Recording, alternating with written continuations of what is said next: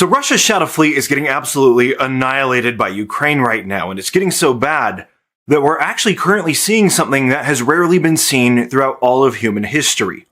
All maritime traffic on an entire body of water is now fleeing the area as quickly as they can because they simply have no response to what Ukraine is doing other than to literally run away. And we're talking here about the Sea of Azov, which very shortly, if not already, will basically be a desolate sea in terms of human activity.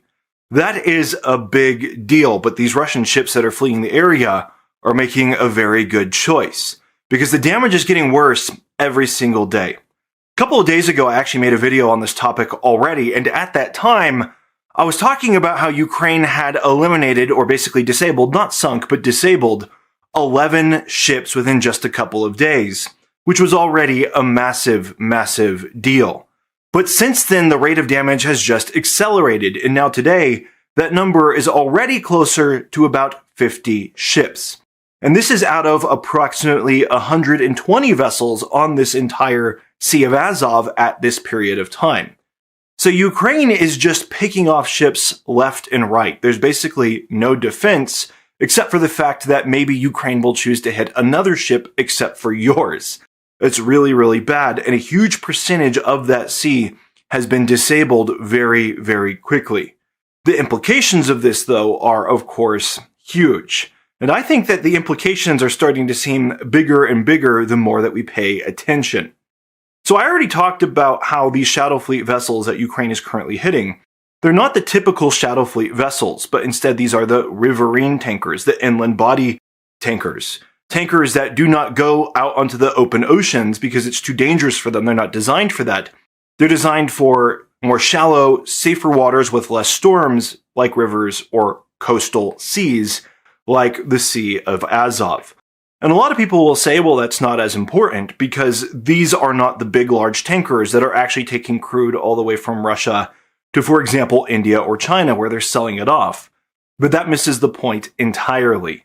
Ukraine has taken offline a huge portion of these inland tankers extremely quickly, which means that while they might not be taking out a huge percentage of the entire Shadow Fleet, they are disabling an entire function.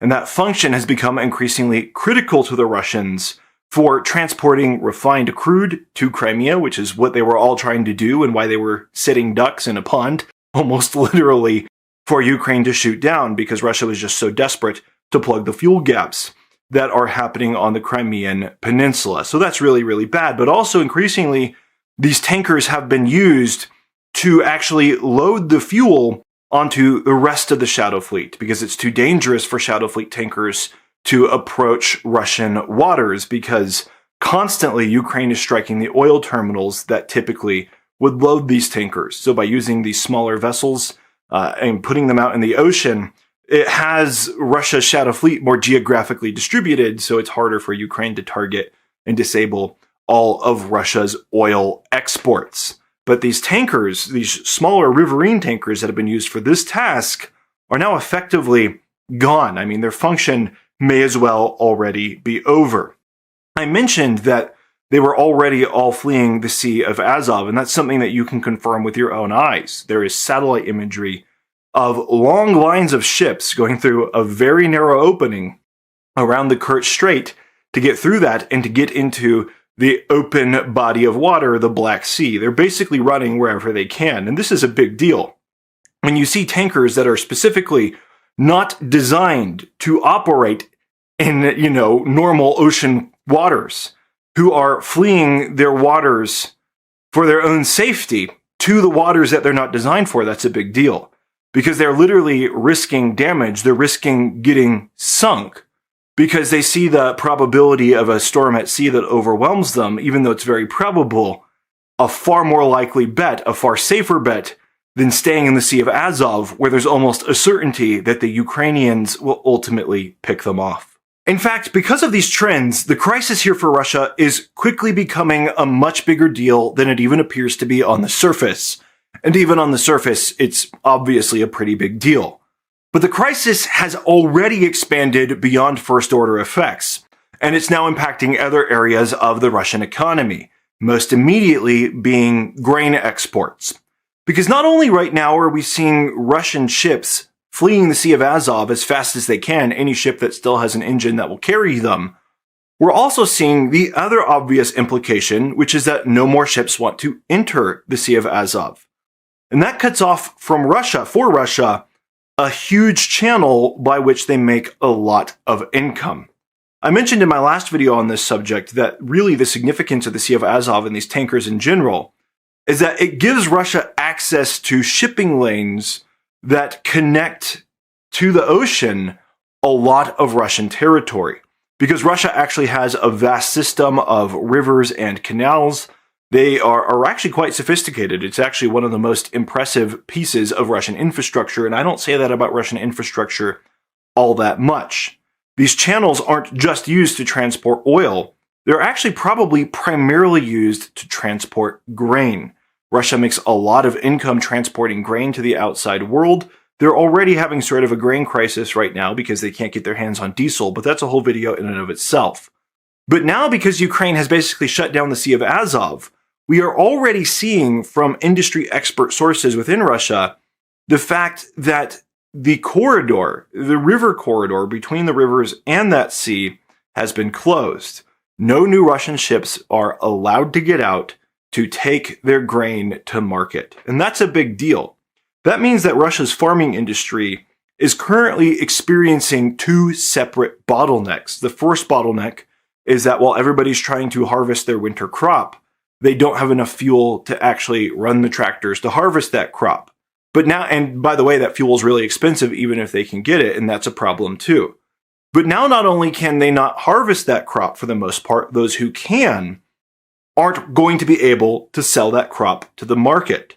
Or at least it's going to get them a much worse price, because one of the primary shipping channels that actually carries this grain is now offline. And that's just one example.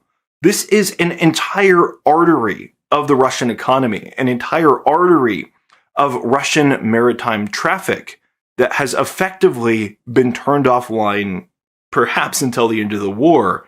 We'll see, but there's no indication that Ukraine is going to slow down. In fact, to that point, what we're seeing right now is really Ukraine trying out a new strategy that they haven't done all that often before. And as it's working, they're doubling down as quickly as they possibly can. But just like everything else we've seen from Ukraine, when Ukraine has success in an area like this, they don't really let up. When we think of other categories of Ukrainian strikes, where Ukraine, for example, started striking Russian refineries, they had some early wins. But they doubled down on those early wins, and that got worse and worse and worse for the Russians over time, as they actually built up specialized capabilities around that. That could certainly be the case here with these Shadow Fleet strikes. They might be starting today in the Sea of Azov, targeting the inland tankers, and they might be able to quickly take offline essentially that entire fleet. In fact, if the entire fleet is fleeing those coastal waters, even if Ukraine doesn't destroy the ships, they may as well not exist anymore. But if those ships do enter those waters, we could see Ukraine ramping up these strikes. And Ukraine also using this and the damage that they see happening in real time as an incentive, a reason to strike the Shadow Fleet more broadly, something that they've already done at small scale in the past and that they've already shown that they feel very justified in doing. And I think rightfully so. There's, of course, environmental risks if a Shadow Fleet tanker is sunk, and nobody wants that, least of all Ukraine, who relies on the Black Sea for their own economy, but they have developed sophistication to actually strike these tankers and disable them without causing oil spills or things of that sort. Although that is always a risk, so is staying at war with Russia another day longer. Ukraine has certainly calculated these risks. And it really shows you another level of significance to what's happening. This could be just the start, and already the attrition is enormous if Ukraine has been able to take offline 40% of the traffic, or roughly 40% of the traffic in this sea in just a couple of days. That is massive attrition, and we've already seen how Ukraine can do that sort of thing over the long term. With everything else in Russia, whether it's a Russian refinery or whether it's Russian air defense systems. Typically, Ukraine, when they find a strategic target, they keep hitting it over and over and over again. That's what's happened to Russian air defense systems, which were very strong when this war started, but at this point, we look and we wonder in most parts of Russia if the air defense systems even exist. With Ukraine hitting refineries left and right, it seems like all the air defenses are now centered around Moscow and the Kerch Strait bridge, where, by the way, Ukraine is still managing to strike very regularly. But the point is, over time, Ukraine can build up attrition. And so the real question here is not how many ships has Ukraine destroyed over the past couple of days. Whether it was 11 when I created my first video, or whether it's nearly 50 today, the real question is, where could this trend lead in a year's time, or in 2 years' time? And this is where things get really interesting.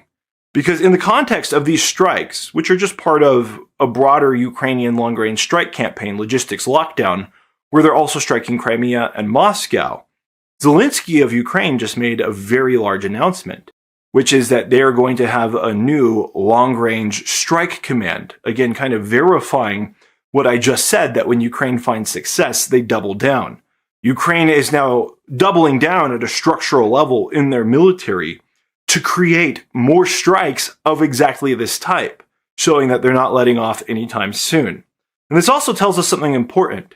Ukraine recently announced that all of this was part of a 40-day campaign to pressure Russia, and I've gotten some questions on my channel. Are these strikes going to end after 40 days? Is Ukraine kind of just hitting Russia with everything they have right now, and that's why we're seeing such big impacts? Or is this the new normal? And my answer to that is I think it's the new normal.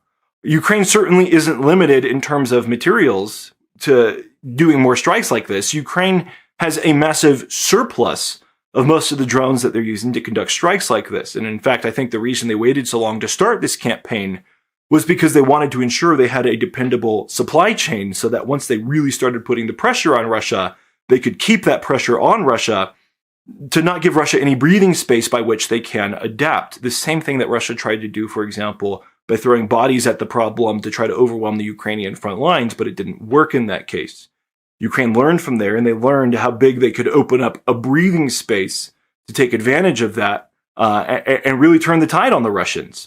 And right now, we're seeing them potentially having learned from the Russians' failures, and they're going to conduct a campaign where they're not going to give the Russians breathing space. I think the reason that Ukraine announced a 40-day window of strikes, it was not intended to be a maximum window, but a minimum window. Because it does a lot of things. First and foremost, by having a defined period of time, you can actually get attention, and you can create kind of a marketing campaign almost to bring people back to the war, and that has certainly worked. As soon as this 40-day campaign was announced, I've seen vastly increased views on my videos about the war in Ukraine. There's a lot more interest in this topic right now, so Ukraine was very smart to create this 40-day campaign window. The 40-day campaign window, though, also tells the Russians that there is at least a 40-day window of time where they can expect more pain from the Ukrainians. Ukraine isn't going to relent until that 40 days is up at the very minimum. And so that helps create the psychological effects that they're pretty clearly trying to create among the Russian populace, but none of that means that Ukraine is just doing, a limited campaign and they're going to stop anytime soon. I think what we're seeing here is the new normal again, and that is why Ukraine has appointed a new command to be in charge of this specific function. So the pain that we're seeing for the Russians right now in terms of the Shadow Fleet, this is just the beginning. And probably a month from now, in a month's time, we will look back at this video and say, wow, that was really, really small beans compared to what has now happened. Now, there's also another aspect to this whole thing that I would be remiss not to mention, and that is what is not happening on the Russian side. And that is that the Russian Black Sea Fleet is not intervening to protect Russian maritime traffic. And this is a big deal. And it also shows you a progression in the war. Most people at this point know that Ukraine successfully took offline the Russian Black Sea Fleet years ago. They were so successful at sinking Russian vessels with drones that the Russians actually withdrew their fleet. They basically went into hiding. And literally in certain areas, the Russians got their Black Sea Fleet into port, and then at the entrance to that port, they sunk other vessels to block the entrance. They literally blocked their fleet in so that they couldn't get out, but also so that nothing could get in. Because what was happening is that Ukrainian naval drones were still finding the Russian Black Sea Fleet, even at port, even very far away, and they were still attacking the fleet. So Russia's naval fleet, which is supposed to exist for the primary purpose of protecting Russian maritime interests at home and abroad, but obviously primarily at home, is nowhere to be seen as Russia is currently experiencing their largest maritime shipping crisis potentially ever.